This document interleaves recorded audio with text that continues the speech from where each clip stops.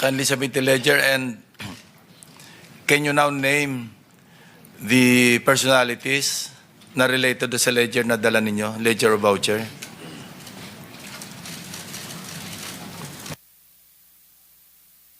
Your Honor,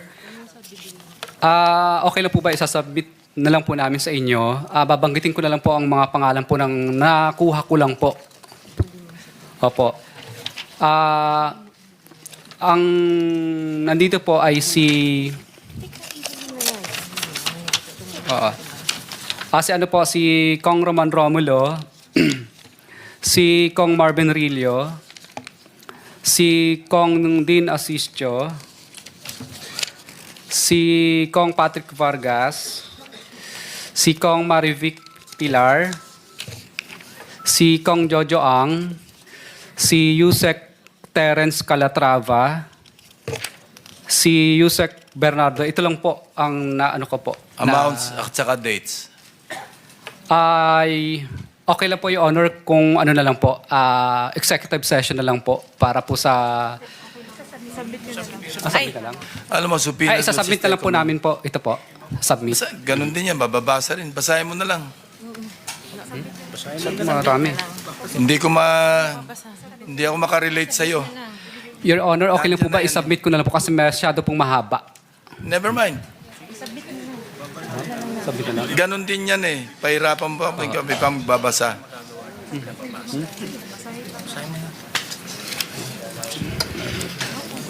Ano ito, yung amounts? Pati amounts? Percentage. Okay. Your Honor, umpisan ko na lang po kay Yusek Terence Calatrava. Ito po yung mga date niya.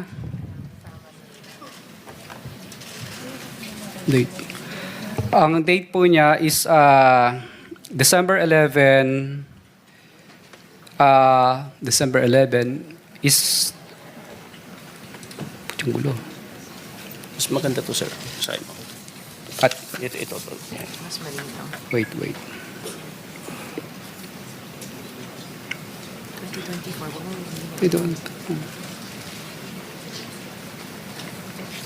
yung percentage na yun.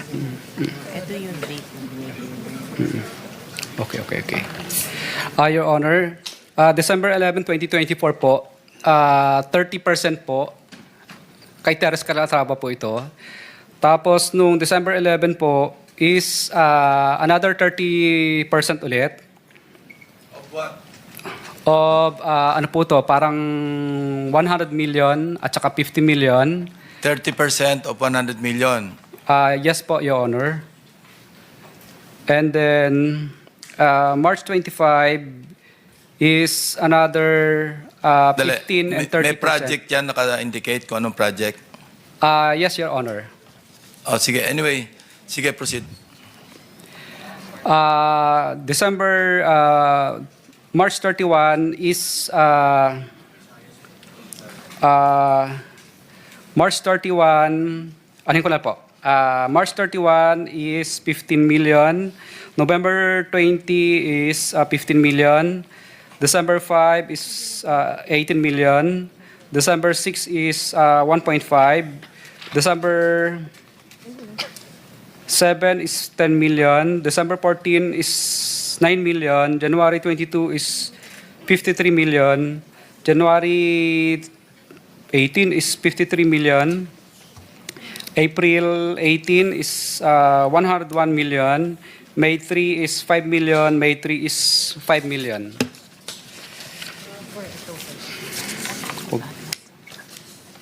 Lagi pa yung total. Matay mo po.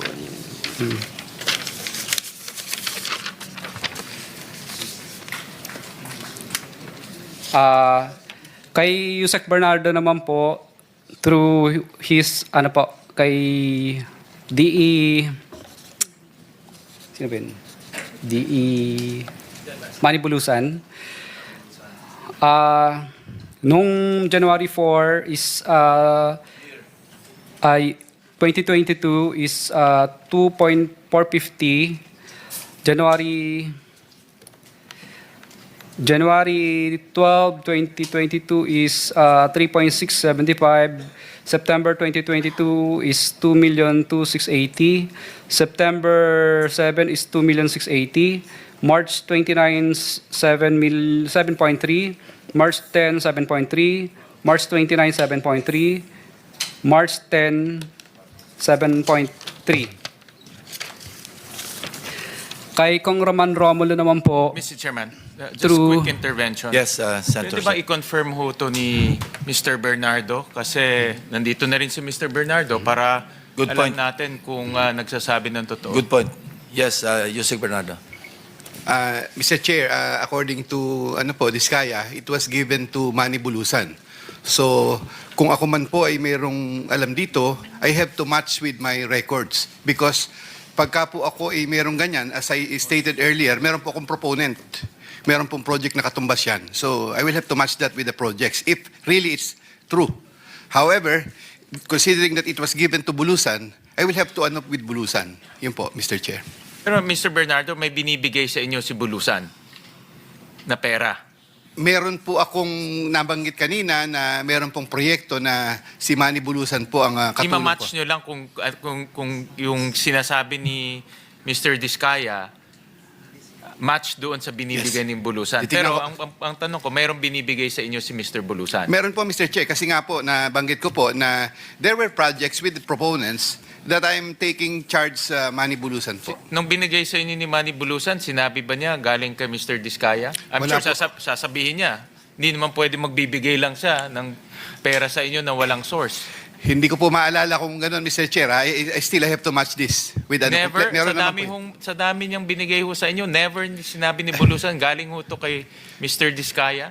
Mr. Chair, si Bulusan po ang binigyan niya, hindi po ako. Oh, So, hindi ko po maalala kung kailan sinabi ni Bulusan sa akin yon. When I have to match this with hindi niyo Bulusan naman, po. dinideny niyo na galing kay Mr. Discaya o hindi niyo lang humaalala na kailangan Hindi ko niyo po i-check? maalala, Mr. Kailangan Chair. niyo lang i-check? Yes po, Mr. Chair. Okay. Okay po. Your Honor, okay lang po ba? Bago ko po ituloy itong kay Kong Roman Romulo, baka po pwedeng magtanong ako kung kumustahin ko sana yung status po namin sa WPP kasi That's beside the point. You have to settle that with the DOJ, not with the Blue Ribbon. okay lang po. Tanongin ko lang po sandali ang abogado ko. Sige. PG, Padulyon. Mr. Chair, when we return to Mr. Discaya, I'd also like to ask. Thank you, Mr. Chair. Apo. Yes, Mr. Chair. I believe that it's a matter that should also be known by the committee because Mr. Discaya is asking for the status of their application. For the past 2 months and a half, we have not heard from Mr. and Mrs. Discaya. They have not gone back to the department. There has been no coordination made by by the couple, either by their lawyer. The last thing that we heard from them was when they declared that they will no longer be cooperating with the ICI. Since then, we have not had the opportunity to talk to them. So there can be no evaluation that can be done by the Witness Protection Program absent any disclosures coming from the couple, Mr. Chair. Does that answer your question? Your Honor, kasi nung mga nakaraan po, ilang beses din po kaming bumalik po sa DOJ po. Kaya lang wala pa po pong pinapakita sa amin po na MOA. Ganun kasimple yan, may proseso sila dyan. Anyway, PG, Padulyon.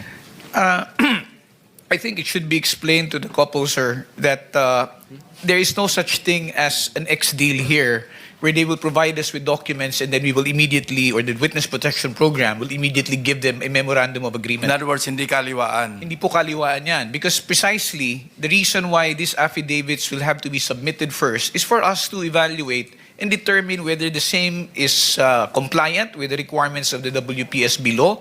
And second, if it can be corroborated by other pieces of evidence. A simple statement telling us or naming 100 names will not make any difference unless the same can be substantiated. And thus far, we have not seen any.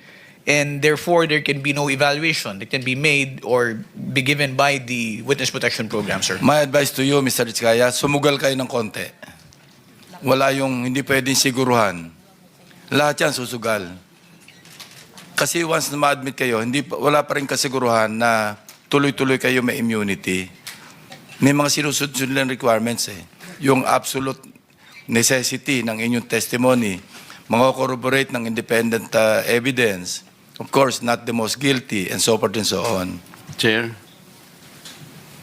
Yes, Senator.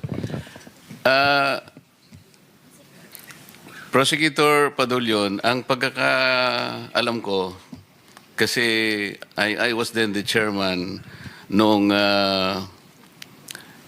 nagpasya sila ng back-cover ng WPP at sa akin namang palagay based on the law, kailangan silang ma-process sapagkat nagpasya sila na gustong magpa-cover. Ang problema kasi at that time, the then Secretary of Justice made an opinion that the Discaya should first make restitution. Kaya doon po yata na-stall yun eh. Considering that restitution is not even one of the requirements para ma-process. Kasi nag-a-apply pa lang sila eh. I was trying to explain then, Mr. Chair, na in the process of the application of the Discayas, restitution is not one of the requisites. Kaya lang, pinipilit ni then Secretary Remulla, now Ombudsman, na magre-restitute sila. So, dun yata na-stall ang pinag-uusapan. Ngayon, ang pagkakaalam ko rin po, Mr. Chair, si Yusek Bernardo, parang he was already granted provisional, anong tawag ron? Provisional admission, Mr. Chair. So, if he was granted already provisional admission, was he required to restitute anything? Sir, that is covered by the memorandum of agreement and is confidential. I cannot make that disclosure without any clearance from the Secretary of Justice. Why? Because the law provides for it, sir, that confidentiality is a matter which is stressed in Section 7 of the law. So, Mr. Chair, ito na naman ang problema eh. Para malaman naman ng kahit sinong gustong mag-apply, kung ano ba requirements talaga. Was that restitution requirement covered by that? Yun lang naman eh. There's nothing secret in that. Ba't hindi mo sabihin?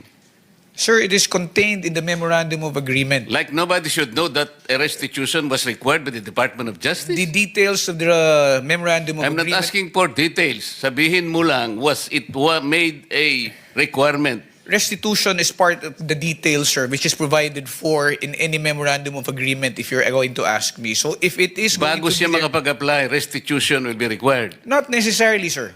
O, Not paano? necessarily. Ito kailangan sabihin ko, palagi kasing sinasabi ng mga ibang tao, I am trying to defend the Discayas. No, I am trying to maintain what the law says and provides. Dahil alam ko na wala namang sinasabing restitution, gusto naman nilang magpa-cover para sa ganun, may protection naman sila because they are aiding the state to prosecute kung sino-sino may kasalanan dito. Bakit hindi natin i-apply ang batas? Ngayon, sinasabi mo na naman, tinatanong ko lang, may restitution